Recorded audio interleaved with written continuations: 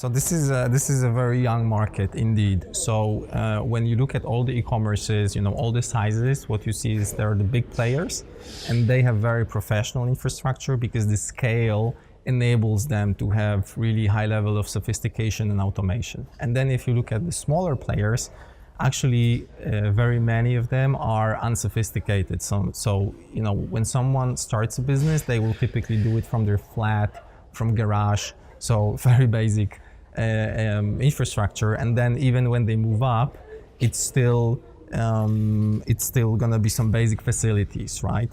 So that's where we come in to actually help. What we call it crossing the death valley. So exactly the moment between doing something very unprofessional and going to the point where you have nicely automated and professionalized warehouse.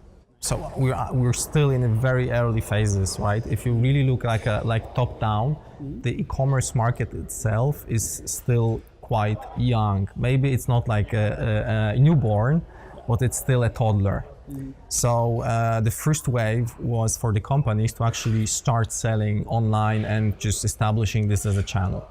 What we're seeing right now is the second wave of professionalization, where it's not good enough that you just deliver, because when you look at Polish or even European landscape like 5 or 7 years ago, no one expected that you would get a delivery in 1 or 2 days. And if there was an issue, well, that was part of life.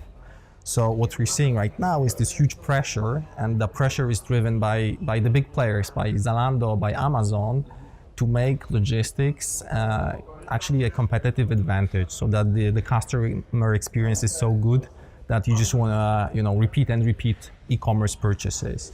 So now that we have this push towards professionalization, this is where that's the reason for us to exist, because our job is to help those small companies make this step.